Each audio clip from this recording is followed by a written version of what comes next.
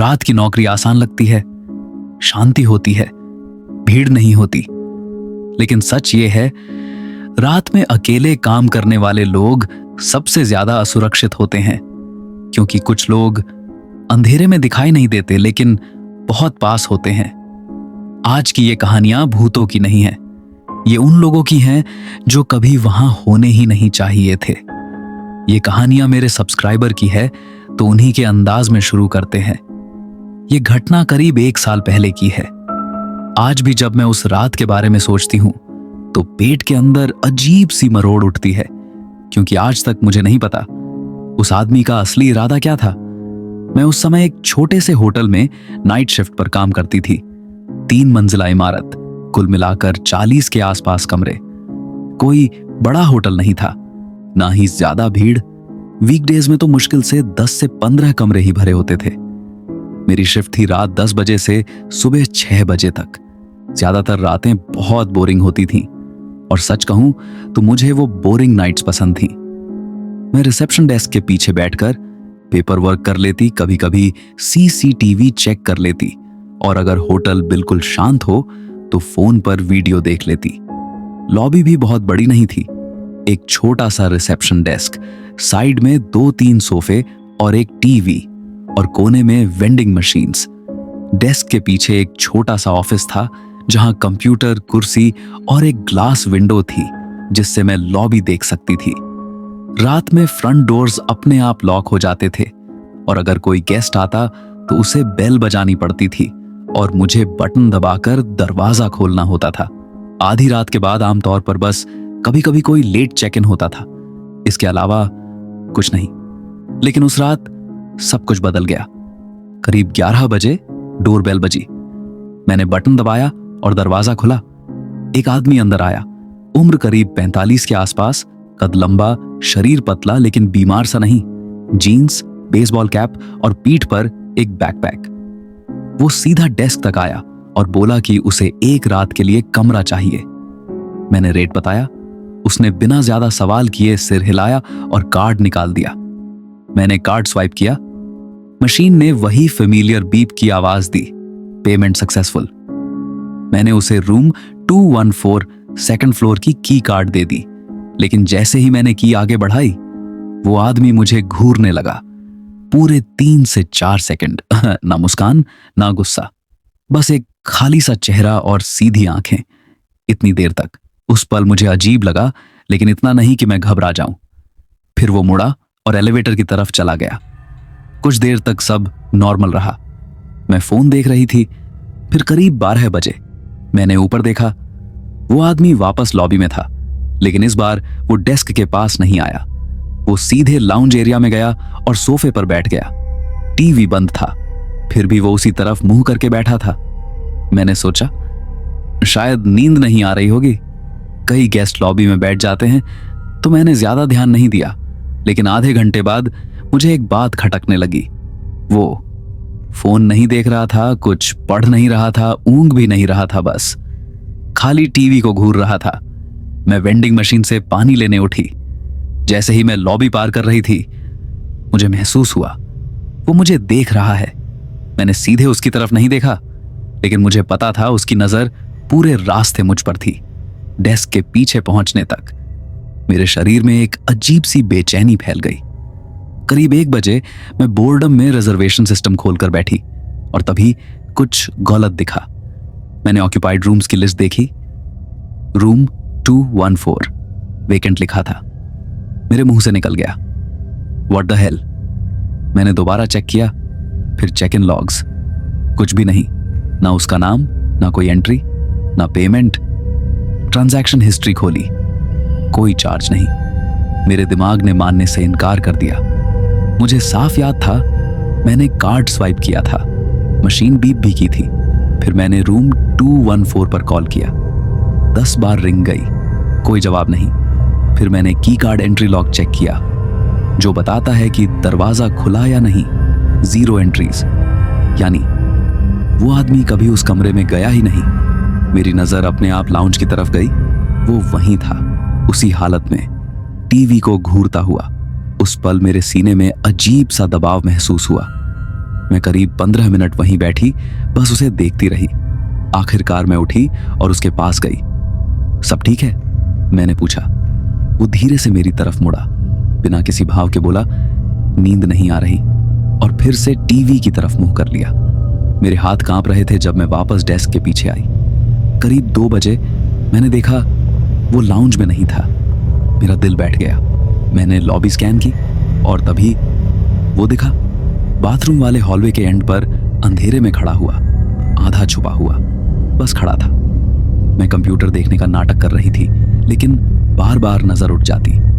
कुछ देर बाद वो धीरे धीरे चला और फिर से लाउंज में बैठ गया, जैसे कुछ हुआ ही ना हो। मैंने मैनेजर को घर पर कॉल किया और पूरी बात बताई। वो नींद में थी।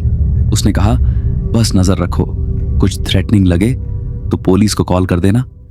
फोन रखते समय मेरे दिमाग में बस एक ही बात थी, ये ऑलरेडी थ्रेटनिंग है। मैं कैमरास देखने लगी। वो फर्स्ट फ्लोर हॉलवे में टहल रहा था। एक एंड पर जाकर कई मिनट खड़ा रहता, स्टेयरवेल में गया और 10 मिनट तक बाहर नहीं आया। लॉबी में भी कभी वेंडिंग मशीन्स के पास, कभी एलिवेटर के पास, कभी ऐसे कोने में जहां लाइट ठीक से नहीं पड़ती, और हर बार घूरता हुआ। अब मुझसे और नहीं सहा गया। मैंने पुलिस की नॉन इमरजेंसी लाइन पर कॉल किया और बताया कि एक आदमी है जो शायद गेस्ट नहीं है। उन्होंने कहा ऑफिसर भेज रहे हैं। कॉल के बाद मैंने देखा वो इस बार डेस्क के और पास आ गया था, करीब 15 फीट की दूरी, बस खड़ा, घूरता हुआ, ना पलक झपकता ना कुछ बोलता। मेरी सांसें तेज हो गईं। 3:50 बजे। एक और मेहमान डोरबेल बजी। एक और गेस्ट आया, लेट नाइट एंट्री। मैंने जल्दी से डोर खोला। वो आदमी उस गेस्ट को पूरे रास्ते नजरों से फॉलो करता रहा, जैसे उसे पड़ रहा हो। कुछ मिनट बाद वो आदमी फिर गायब हो गया। मैंने कैमरा देखा, वो फर्स्ट फ्लोर के एक गेस्ट रूम के बाहर खड़ा था, बस खड़ा हुआ। मैंने उसी वक्त पुलिस को कॉल कर दिया। डिस्पैचर को बताया वो गेस्ट रूम के बाहर है। करीब 3 मिनट वो वहीं खड़ा रहा, फिर धीरे से लॉबी की तरफ लौटा। इस बार वो सीधा डेस्क तक आया, काउंटर पर झुका और बहुत धीमी आवाज में पूछा, खाने के लिए कुछ है? मेरे रोंगटे खड़े हो गए। मैंने वेंडिंग मशीन्स की तरफ इशारा किया। उसने हल्की सी मुस्कान दी और चला गया। पुलिस आ गई। मैंने उंगली से उसी आदमी की तरफ इशारा किया। वो लाउंज में बैठा था। ऑफिसर्स ने उससे आईडी मांगी, कुछ सवाल किए, फिर उसे बाहर ले गए। एक ऑफिसर वापस आया और बोला वो गेस्ट नहीं था, कार्ड चोरी का था, कोई रिजर्वेशन नहीं। वो बस बिल्डिंग में घुसने के लिए नाटक कर रहा था। उसे ट्रेसपासिंग और स्टोलन कार्ड के लिए चार्ज किया गया। उस रात के बाद मेरी शिफ्ट खत्म होने तक मैं कांपती रही। हर बार कैमरा देखती, लगता वो फिर दिख जाएगा। सबसे डरावनी बात यह थी, वो घंटों तक होटल में घूमता रहा, गेस्ट रूम्स के बाहर खड़ा रहा, मुझे अलग अलग जगहों से देखता रहा, और वो कभी वहां होना ही नहीं चाहिए था। मुझे नहीं पता उसका प्लान क्या था, लेकिन इतना पता है वो अच्छा नहीं था। वो मेरी जिंदगी की सबसे डरावनी रात थी। ये कहानी यही समाप्त होती है। अब अगली कहानी सुनो। ये कहानी रात में अकेले काम करने वाले हर इंसान को अंदर तक हिला देगी। मेरा नाम अनन्या है। उस समय मेरी उम्र 24 साल थी। मैं एक छोटे से कस्बे में काउंटी रोड से थोड़ी दूर एक टाइनी गैस स्टेशन में नाइट शिफ्ट पर काम करती थी। ऐसी जगह जिसे लोग तभी नोटिस करते हैं जब उनकी गाड़ी का पेट्रोल खत्म हो जाए या वो रास्ता भटक जाए। मैंने ये जॉब इसलिए ली थी क्योंकि ये शांत और प्रेडिक्टेबल थी, या कम से कम मुझे ऐसा लगता था। ये सब एक गुरुवार रात शुरू हुआ। बाहर की हवा भारी थी, नमी से भरी हुई, और स्टेशन के अंदर ओवरहेड लाइट्स की लगातार आवाज मेरे दिमाग में चुभ रही थी। मैं काउंटर के पीछे खड़ी थी। माइक्रोवेव में एक रोल रखने ही वाली थी जिसे मैं सच में खाना भी नहीं चाहती थी। तभी दरवाजे की घंटी बजी। एक आदमी अंदर आया, उम्र 40 से 45 के बीच, हरा सा कोट, बिखरे हुए बाल और होंठ इतने सूखे जैसे सालों से मुस्कुराया ही ना हो। काउंटर के पास खड़ा होकर मुझे देखने लगा। उसकी नजर ऐसी थी जैसे वो मुझे पहचानता हो। हाय, मैंने औपचारिक मुस्कान के साथ कहा। उसने कहा, तुम हमेशा इतनी देर तक काम करती हो? मैं एक पल को रुकी। हाँ, ज्यादातर, मैंने जवाब दिया। वो मुस्कुराया। मुझे पता था, मैं कई बार यहां से गुजरा हूं, हर बार तुम ही होती हो। मेरे अंदर कुछ ठंडा सा सरक गया। स्मॉल टाउन है। मैंने बात हल्की करने की कोशिश की, वो फिर भी नहीं गया। फिर उसने कहा, तुम अनन्या हो ना? मैं फ्रीज हो गई। मैं नेम टैग नहीं पहनती थी। मैं कुछ बोल पाती उससे पहले उसने काउंटर के पास लगे व्हाइट बोर्ड की तरफ इशारा किया। उस पर मैंने लिखा था, कॉफी इज बैक। तुम आई पर डॉट की जगह छोटी सी लाइन बनाती हो। उसने कहा, बहुत स्पेसिफिक हैंडराइटिंग है, ज्यादातर लोग गोल डॉट बनाते हैं। मैं चुप रही। वो कुछ खरीदे बिना 1 मिनट और खड़ा रहा, फिर बोला, मेरा नाम राहुल है, बस क्यूरियोसिटी थी। और वो फॉग में बाहर चला गया। उसके बाद वो आता रहा। वो हर रात नहीं आता था, और शायद यही बात सबसे ज्यादा डरावनी थी। कभी कभी वो अंदर आता, कभी बस बाहर अपनी कार में बैठा रहता, हेडलाइट्स बंद करके। धीरे धीरे मैं कोइंसिडेंस मानना बंद कर चुकी थी। एक रात वो अंदर आया, पानी की बोतल ली और हमेशा की तरह बातें करने लगा। आज तुम ज्यादा शांत हो, उसने कहा। लॉन्ग शिफ्ट, मैंने जवाब दिया। वो स्टोर को ऐसे देखने लगा जैसे वो इन्वेस्टिगेट कर रहा हो। अकेले यहां डर नहीं लगता? इतनी रात, चारों तरफ अंधेरा और मीलों तक कोई नहीं। मैं ठीक हूं, मैंने कहा। वो काउंटर पर झुका। तुम बैक रूम का दरवाजा हमेशा लॉक रखती हो, उसने कहा। स्मार्ट हो, मैंने नोटिस किया है। तुम हर रात करीब 2 बजे चेक करती हो। मेरा पेट मरोड़ गया। मैंने कुछ नहीं कहा। वो मुस्कुराया। सॉरी, अनकंफर्टेबल करने का इरादा नहीं था, और चला गया। मेरी जिंदगी बदलने लगी उस रात के बाद। मैं कार तक जाते समय चाबियां उंगलियों के बीच रखती काउंटर के नीचे एक भारी आयरन रॉड रख ली। घर में कर्टन्स बदल दिए, शावर भी बाथरूम लॉक करके करने लगी। कभी कभी वो हफ्तों तक नहीं दिखता, और वो और भी बुरा था क्योंकि मैं नहीं जानती थी वो कब फिर आएगा। एक दिन मैं 10 मिनट के ब्रेक से लौटी। काउंटर पर एक फोटो रखी थी। उसमें मैं गैस स्टेशन के पीछे विंडशील्ड वॉशर भर रही थी। फोटो बहुत पास से ली गई थी, बहुत ज्यादा पास से कोई नोट नहीं था, लेकिन वॉशर बिन पर लिखे आई और विंडशील्ड पर लाल इंक से सर्कल बना था, उसी स्लैश डॉट पर। अगली बार जब वो आया, मैंने कहा, आपको यहां से जाना होगा, नहीं तो मैं पुलिस बुलाऊंगी। वो सिर हिलाने लगा। समझता हूं, शायद मैं ज्यादा फॉरवर्ड हो गया। आप मेरा पीछा कर रहे हो? मेरी कांपती आवाज में कहा। मैं बस ऑब्जर्व करता हूं, उसने कहा। तुम उन लोगों में से हो जिन्हें अक्सर गलत समझा जाता है।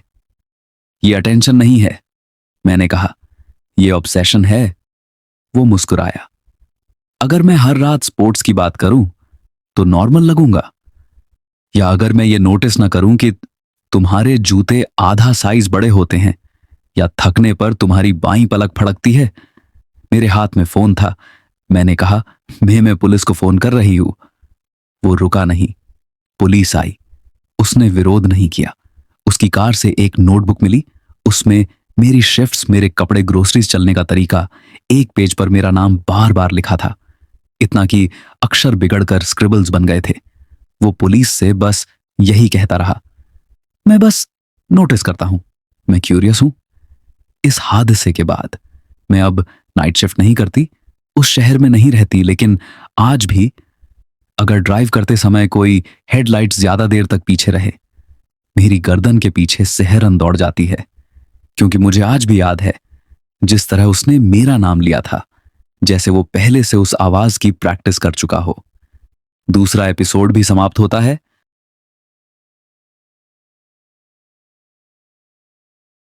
मेरा नाम रिया है। उस वक्त मेरी उम्र 22 साल थी। मैं एक 24 घंटे खुले रहने वाले पेट्रोल पंप पर ओवरनाइट शिफ्ट करती थी। मुझे वहां काम करते अभी 2 महीने भी पूरे नहीं हुए थे। मैं सिर्फ वीकेंड नाइट शिफ्ट करती थी, गुरुवार से शनिवार। बाकी दिनों में एक और कर्मचारी काम करता था, जिसका नाम मैं यहां अमन रख रही हूं। उस रात करीब 2:30 AM अमन और उसका एक दोस्त, जिसे मैं रोहित कहूंगी, पंप पर आए। दोनों हंस रहे थे, थोड़े ज्यादा ही खुश लग रहे थे। बाद में पता चला उन्होंने कुछ घंटे पहले नशा किया था। ईमानदारी से कहूं, मेरे लिए वो मोमेंट एंटरटेनमेंट जैसा था। हम बातें कर ही रहे थे कि रोहित ने कैजुअली कहा, वैसे बाहर एक गाड़ी खड़ी है, लाइट्स बंद हैं, लेकिन इंजन चालू है, कोई अंदर बैठा है। उसने बताया कि जब वो लोग आए थे तब भी वो गाड़ी वहीं थी। रोहित ने उस आदमी से पूछा था तो उसने कहा, ऑर्डर का वेट कर रहा हूं। यह बात अजीब नहीं थी, कई बार डिलीवरी वाले ऐसा करते हैं, लेकिन प्रॉब्लम यह थी, पिछले 2 घंटे से कोई ऑर्डर आया ही नहीं था। करीब 1 घंटे बाद दोनों फिर अंदर आए। इस बार अमन थोड़ा सीरियस लग रहा था। उसने बताया, पूरे 1 घंटे वो आदमी गाड़ी में ही बैठा रहा, कभी हमें देखता, कभी फोन पर टाइपिंग करता। रोहित ने मजाक में उससे पूछ लिया, भाई क्या देख रहा है? तब उस आदमी ने पहले कुछ न समझने का नाटक किया, फिर अचानक बोला, रॉन्ग एड्रेस, और तेजी से गाड़ी भगाकर निकल गया। सबसे अजीब बात, अमन ने जो अगली बात कही वो सुनकर मेरे रोंगटे खड़े हो गए। गाड़ी बिल्कुल नई लग रही थी, लेकिन उस पर कोई नंबर प्लेट नहीं थी। और इससे भी ज्यादा डरावनी बात, पीछे ब्लैंकेट का ढेर था, इतना कि कोई इंसान उसमें छुप सकता था। और जैसे ही वो गाड़ी निकली, एक और गाड़ी बिना नंबर प्लेट के उसी वक्त आई और उसे फॉलो करते हुए निकल गई। अमन ने मुझसे कहा, अगर हम बाहर नहीं होते तो पता नहीं क्या होता। उसने जाते वक्त कहा, अलर्ट रहना, कुछ सही नहीं लग रहा। उसके बाद मैं पूरी रात अकेली थी। सुबह 6 बजे अमन वापस आया। अब वो पूरी तरह सही था। उसने कहा, हाई में भी मैं इतना अनकंफर्टेबल नहीं हुआ जितना बाद में। वो आदमी लगातार स्टोर के दरवाजे और पार्किंग लॉट दोनों को देख रहा था। उसने साफ कहा, यह नॉर्मल नहीं था। हम दोनों ने अग्री किया, अगर वो लोग वहां नहीं होते तो सिचुएशन बहुत गलत दिशा में जा सकती थी। अगली रात मुझे सच में लगा सब खत्म हो गया, लेकिन मैं गलत थी। रात 3 बजे मैं फ्लोर मॉप कर रही थी कि 4 आदमी अंदर आए। कॉफी लेते हुए उनमें से एक ने पूछा, क्या आपको बाहर खड़ी उस गाड़ी के बारे में पता है? मेरे दिल की धड़कन एक पल के लिए रुक गई। उसने बताया, पार्किंग लॉट के कोने में एक नई सुबारू खड़ी है, लाइट्स बंद, इंजन चालू, अंदर 2 आदमी हैं, बहस कर रहे हैं। और भी डरावना उन्होंने बताया, जब हम गैस भर रहे थे वो गाड़ी पहले से वहां थी। हम जब अंदर आने लगे तो एक आदमी गाड़ी की तरफ बढ़ा, ये पूछने कि सब ठीक है। उसी पल गाड़ी रिवर्स में गई और भाग गई। मैंने उन्हें बताया, कल भी ऐसी ही गाड़ी थी। उनके चेहरे सीरियस हो गए। उन्होंने ऑफर किया, हम थोड़ी देर रुक जाते हैं। करीब 20 मिनट वो लोग रुके, उसके बाद चले गए।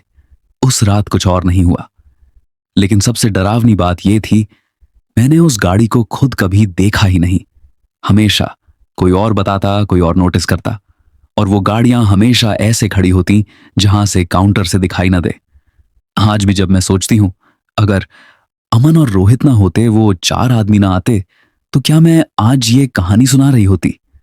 मुझे नहीं पता, लेकिन ये कोइंसिडेंस नहीं था। और सबसे डरावनी बात, वो गाड़ी आज भी कभी कभी मेरे सपनों में बिना आवाज पार्किंग लॉट में खड़ी रहती है।